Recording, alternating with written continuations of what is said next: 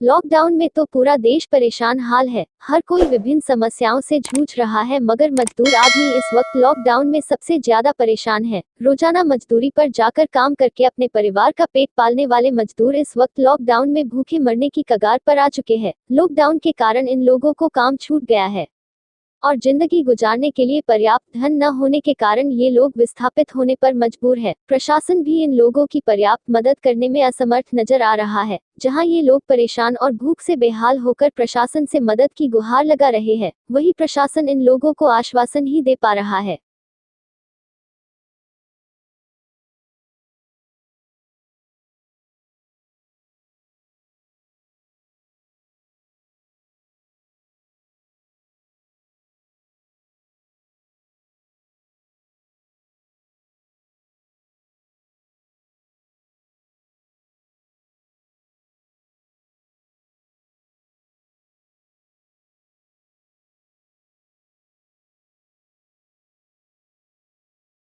जी मोहम्मद वसीक आलम।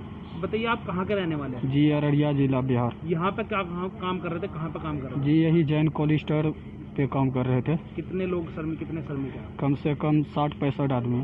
तो क्या हुआ, अब आप यहाँ पे क्यों भटक रहे हैं? जी हम लोगों को कुछ खाने पीने का नहीं मिल रहा है, नहीं रहने का सुविधा। पैसे जो थे वो भी खा पी के ख़त्म हो गया। अब यहाँ पे मतलब आए 2-4 दिन से मदद मांगने कि हम लोगों को किसी भी तरह घर पहुँचा दो, लेकिन कोई सुनवाई ही नहीं हो रहा है। तो आप अपने घर पे जाना चाहते हो? जी हम अपना आप तो प्रशासन से आपने बात किया मैं घर भेजने के लिए कोई व्यवस्था? किससे जी मिले हो किसी से? जी मिले हैं ना। क्या कहा है? उन लोग वो बोला था क्या 13 तारीख को मतलब हम भिजवाएंगे। तो उसके बाद हम बोले कुछ खाने पीने का भी दे दो। तो उन लोग बोला क्या तुम लोगों का 135 आदमी का खाना हम कहाँ से लाएंगे, जब तक 1-2 दिन खाओ, उसके बाद हम 13 तारीख को गाड़ी भेजेंगे, उसके बाद चले जाना। आप खाना खाओ कितना टाइम होगा? हाँ खाना खाओ कितना टाइम होगा आपको? खाना जी 2-3 दिन, वही 13 तारीख का टाइम दिया था। नहीं, खाना नहीं मिला आपको? नहीं खाना नहीं मिल रहा। कहाँ से खा रहे हो फिर आप लोग? खाना अपना पॉकेट से खा रहे हैं। आपके पास पैसे भी नहीं है? जी पैसे भी नहीं है, जो था सब खत्म हो गया। सलाम नाम है। बताइए, आप यहाँ पे कहाँ रह रहे थे, कितने दिन से रह रहे हैं? कोल्ड स्टोर में रह रहे हैं हम लोग, लगभग 3 महीने से रह रहे हैं। कितने लोग थे? 40-60 आदमी है करीब। तो फिर आप यहाँ पे क्यों आए, किस तरह की मांग के लिए गए? नहीं, इधर में हम लोग आए थे काम करने के लिए, काम दाम बंद हो गया, अब राशन पानी भी ख़त्म हो गया, तो अब हम लोग घर जाना चाहते हैं बस। अब यहाँ बस का ये वो नहीं है, व्यवस्था कुछ भी नहीं है, तो अब क्या करें, हम लोग यहाँ भरे हुए हैं। आप कितने दिन से डीएम कार्यालय आ रहे हैं? यहाँ तो हम लोग को लगभग 1 तारीख से ही आ रहा हूँ। तो आपके लिए कोई जाने की व्यवस्था नहीं कर यहाँ? नहीं, अभी तक नहीं किया। अभी तक क्या चाहते हो आप लोग? हम लोग घर जाना चाहते हैं। और क्या, आप रहने वाले हो? बिहार की, आप अररिया जिला के। हाँ, अररिया जिला के है। मोहम्मद मंगला। बताइए, आप कितने लोग हो गए यहाँ पे? वही 60 आदमी है हम लोग। तो आप यहाँ पे कैसे जीवन यापन कर रहे थे, कैसे रह रहे थे यहाँ पे? यहाँ रह रहे थे बढ़िया से, जब से लॉकडाउन लगा है तब से यहाँ हम लोग बैठ के खा रहे हैं, राशन पानी भी नहीं है। अब हम लोग घर जाना चाहते हैं। तो प्रशासन साहब से आए यहाँ पे, तो क्या कहा उन्होंने? उन्होंने कहा कर देंगे बंदोबस्त, अभी तक बंदोबस्त हुआ नहीं। कितने दिन से भटक रहे हैं आप? हम 1 तारीख से यहाँ आ रहे हैं। होशियारपुर से विभिन्न समस्याओं का सामना करते हुए 22 लोगों का एक जत्था खतौली कोतवाली पहुंचा और पुलिस से मदद की गुहार लगाई। ये लोगों श्रावस्ती अपने घरों की ओर जा रहे थे। सरकार द्वारा मजदूर लोगों को मदद न मिल पाना इस वक्त इन लोगों को विभिन्न परेशानी में धकेल चुका है, जहां से इन लोगों को जिंदगी और मौत की चक्की में पिसना पड़ रहा है। करने के लिए काम नहीं है, खाने के लिए भोजन नहीं है, बच्चे भूख से तड़प रहे हैं और सरकार इन लोगों को नजरअंदाज कर रही है।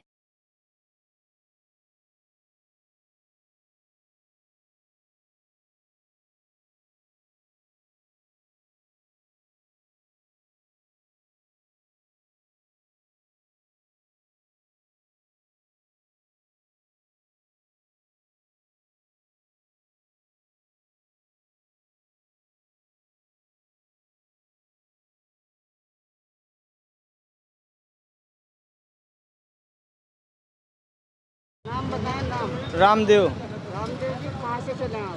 हम होशियारपुर जिले से बुल्लोवाल से चले हैं। कितने लोग हैं आपके साथ? हमारे साथ 22 आदमी हैं। किसी से कोई मदद मांगी? पुलिस से भी मांगे, हर चीज़ से मांगते हैं कि कोई नहीं सुनता हैगा। हम सब लोग पैदल वहाँ से चले आ रहे हैं। आपके पास पैसे थे? कोई भी 1 रुपया भी नहीं। हम सब लोग इधर उधर से मांग के खा रहे हैं बस। कहाँ जाना है? हमको जाना है उत्तर प्रदेश श्रावस्ती में। सफर में कोई कोई मदद मिली वाहन की? नहीं, कोई मदद नहीं मिली वाहन की। खाने की कोई मदद? हाँ, खाने की कहीं कहीं मिली है, एक आधी जो चावल दाल को कहीं कहीं मिल गया है खाने के लिए। सरकार से क्या कहना चाहेंगे? हम सरकार से यही कहना चाहते हैं कि हम यहाँ से अब चले जाएंगे अपने घर जाना चाहते हैं हम सब लोग। अब क्या चाहते हैं? हमको घर जाने को चाहते हैं बस, किसी प्रकार के हमको घर चाहिए बस। प्रशासन से क्या गुहार लगा रहे हैं? प्रशासन से यही गुहार रहेंगे कि कोई प्रकार के हमको घर पहुँचा दीजिए। वाहन की व्यवस्था चाहते हैं आप? हाँ, वाहन की व्यवस्था भी चाहते हैं। अगर 15 दिन रोकते हैं तो हम हमारे स्कूल में भी 15 दिन रुकते हैं तो हमें महीना भर तो वैसे रह जाएगा। कितने किलोमीटर का सफ़र है आपका? हमारे यहाँ से लगभग 500 किलोमीटर का सफ़र होगा। कितना चले हैं अब तक? अब तक आप ये तो नहीं अनुमान लगा सकते कि हम होशियारपुर से जैसे चंडीगढ़ वाले रोड से हम आए हैं, हरियाणा से सहारनपुर से सीधा पैदल चले आ रहे हैं। को पुलिस मिली उत्तराखंड के, वो लोग हम लोग को जंगल में छोड़ दिया। अभी आज सुबह में यूपी में घुसे हुए हैं। यूपी में घुसे पुलिस मेरे को फिर बैठा कर बोलो जाके आप वहाँ मेरठ में जाइए, मेरठ से आप निकल जाइएगा। उत्तराखंड में क्या पूछताछ करी जा रही है?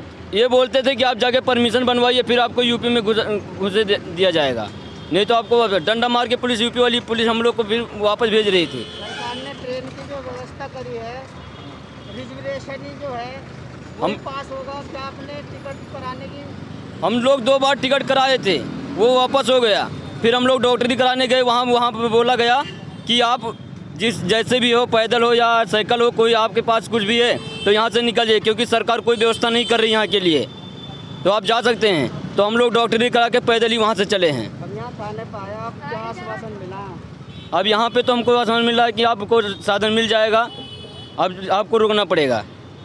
मगर सर, इस सरकार से भी यही कहना चाहते हैं कि हम लोग को जितनी जल्दी हो सके यहाँ से आज 2 दिन में हम लोग को यहाँ से पहुँचा दीजिए सरवस्ती में, क्योंकि हमारे घर वाले परेशान हैं। आज 10 दिन हम लोग को हो गए हैं, घर वाले रो रहे हैं, हम लोग भी रो रहे हैं, क्योंकि कल उत्तराखंड की सरकार, हम लोग गए थे अपनी साइन करवाने, वहाँ पे हम लोग को डंडा मार के भगा रही थी।